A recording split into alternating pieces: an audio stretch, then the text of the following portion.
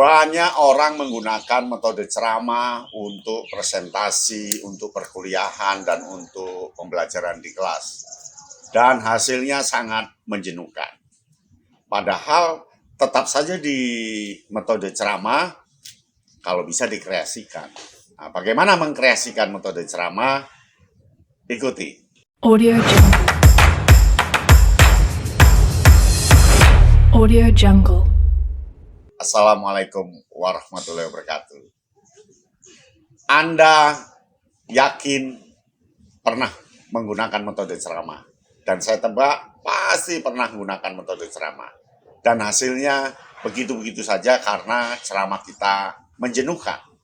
Mengapa menjenuhkan? Karena orang itu kalau mendengarkan orang lain bercerita, itu akan jenuh ketika melewati 20 menit.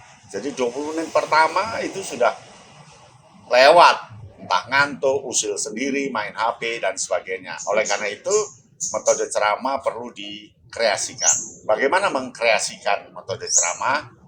Yang pertama, olah ucap. Ucapan kita bisa diolah dengan cara menaikkan intonasi, menurunkan intonasi, melambatkan nada, mempercepat nada, dan gaya kita seperti orator. Ngajarnya mau tidak mau harus seperti orator, bagaimana memotivasi, membuat pendengar itu tertarik, dan membuat pendengar itu ikut dalam pembicaraan kita, karena ada tekanan-tekanan suara untuk kata-kata kuncinya. Itu yang pertama, gunakan olah ucap. Kalau hanya datar saja, membosankan. Ya, jadi buat nada yang dinamis. Kapan harus cepat, kapan harus lambat, kapan harus suara tinggi, kapan harus suara rendah. Itu yang pertama, olah ucap. Yang kedua, ucapan dan gerakan. Ucapanmu yang diceramahkan itu, ucapan untuk menceramahkan, kalau bisa dipadukan dengan gerakan. Apa gerakan tangan, apakah gerakan kepala, atau tertawa, atau tersenyum, atau cemberut, sesuai dengan kata yang kita ucapkan. Dan gerakannya itu betul-betul terpadu, menyatu dari ucapan. Yakin nanti peserta, murid, mahasiswa, audiens itu akan senang karena kita mampu memadukan ucapan kita dengan gerakan. Umpama tidur, umpama tidak baik, umpama tidak boleh, atau semangat, atau kita harus lari, dan seterusnya. Padukan antara ucapan dan gerakan. Nah, yang ketiga adalah gaya apresiasi. Cobalah masuk ke metode ceramah, tapi isinya mengapresiasi kualitas tertentu, mengapresiasi keberhasilan tertentu. Contoh, kita akan mengapresiasi IKN. Kita mengapresiasi tokoh yang terkenal dalam ilmu itu. Kita akan mengapresiasi karya manusia. Pokok diapresiasi dengan keburukan atau kebaikan, tetapi arahkan ke tujuan ceramah, tujuan pembelajaran. Nah, yang keempat, ceramah yang berpedoman, mengacu, berbasis pada kronologis. Jadi buatlah kronologis dari tahun awal ke tahun puncak berikutnya, puncak berikutnya, puncak berikutnya. Ini bisa untuk ceramah yang sejarah, ceramah kejadian, ceramah keberhasilan dari tahun pertama, tahun kedua, tahun ketiga secara kronologis. Itu yang keempat. Nah, yang kelima adalah metafor. Metafor itu artinya membandingkan situasi tertentu dengan alam, dengan manusia, dengan hewan. Contoh, apa yang akan kita pelajari ini bagaikan kapal yang akan melaju ke sebuah pelabuhan sehingga dia memberikan sinyal dan seterusnya. Jadi dimetaforkan, diasosiasikan dengan benda-benda lain. Ini akan lebih kuat dan akan lebih sempurna daya terima mahasiswa, daya terima murid, daya terima audiens, karena dia bisa lebih jelas ketika metaforkan, ketika diasosiasikan. Nah, yang keenam adalah kata kunci. Ceramahlah dengan kata-kata kunci yang paling penting dalam topik itu. Buat 10 kata kunci atau lebih atau kurang terserah, tetapi kata kunci itu menjadi tekanan ceramah, menjadi hal yang harus difokuskan dalam ceramah. Kata kunci itu nanti akan membekas di mahasiswa, siswa atau audiens.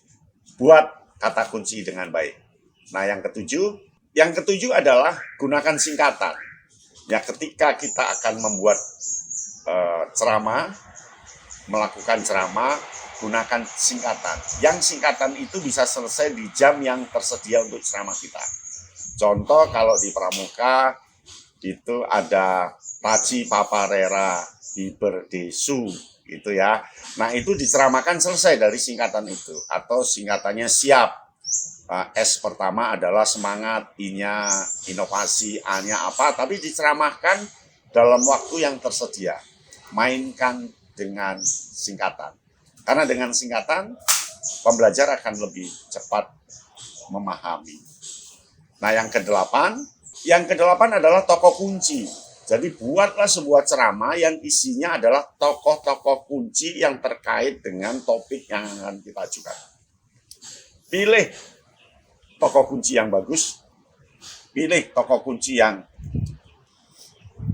istilahnya viral, yang dia bisa melacak lewat Google, lewat apa tentang tokoh kunci itu, dan hidupkan tokoh kunci itu dengan gagasannya yang sesuai dengan tujuan ceramah itu. Bisa ya? Yang ke-9 adalah perbandingan. Jadi membandingkan realitas satu dengan realitas yang lain, yang sama, yang sesuai dengan topik ceramah. Membandingkan itu sangat bagus. Contoh, kita akan membandingkan Surabaya dengan Jakarta. Kita akan membandingkan Bung Karno dengan Mahatma Gandhi. Kita akan membandingkan Bung Karno dengan Sun Yat-sen. Kita akan membandingkan pertanian di Indonesia dengan pertanian di Thailand. Dan seterusnya. Perbandingan ini akan memberikan kekuatan ingatan bagi pembelajar. Gunakan perbandingan. Selanjutnya, yang ke-10, metode ceramah dengan teknik contoh. Ceramah silakan, tetapi beri contoh-contoh konkret. Beri contoh-contoh yang mudah dipahami, beri contoh-contoh yang ada di sekitar pembelajar. Dengan contoh itu, pembelajar pasti mau belajar. Jadi ceramah kita akan menyenangkan karena berbasis contoh. Yang ke-11 adalah dampak.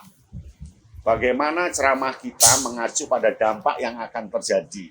Dampak 1, dampak 2, dampak 3, dampak 4. Pokok dampak itu memberikan peluang baru kreativitas bagi pembelajar.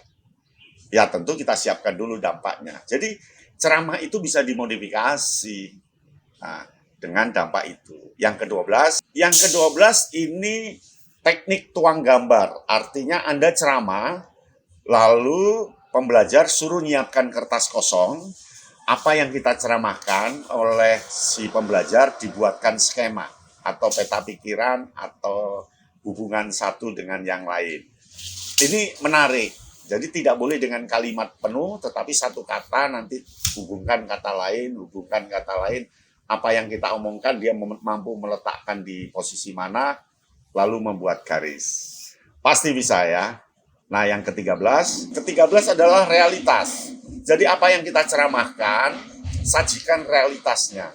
Umpama kita ceramah tentang air, realitasnya adalah sungai, realitasnya adalah minuman, realitasnya adalah kolam.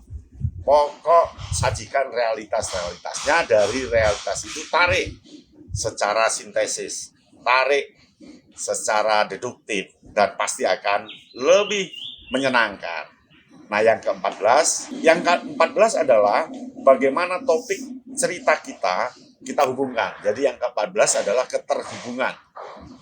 Hubungkan materi yang akan Anda sajikan dengan materi lain, dan hubungan itu bisa simbiosis mutualis, kongruen atau saling melengkapi atau apalah hubungannya, dan dia akan lebih bisa belajar, dan pembelajar akan lebih bisa nyantol ketika tahu keterhubungan topik yang kita sampaikan dengan ilmu lain, dunia lain, atau apalah. Pokoknya dibuat keterhubungan. Nah, yang terakhir, 15 adalah dimensi. Artinya, ceramah kita itu isinya adalah dimensi. Di dimensi itu sudut pandang. Contoh dari sudut pandang bentuk, sudut pandang jenis, sudut pandang ciri-ciri, sudut pandang konsep, sudut pandang orang A, sudut pandang orang B. Pokok materi yang diceramahkan itu kaitkan dengan sudut pandang. Begitu ya. Jadi metode ceramah bisa dikreatifkan. Namanya mengkreasikan metode ceramah. Dan semuanya akan paham. Kalau kita memang kuat di metode ceramah, ya sudah, gunakan metode ceramah saja. Tetapi kreasikan, variasikan. Bila perlu, inovasikan. Demikian, salam Kaya Nolita. Audio Jungle. Audio Jungle.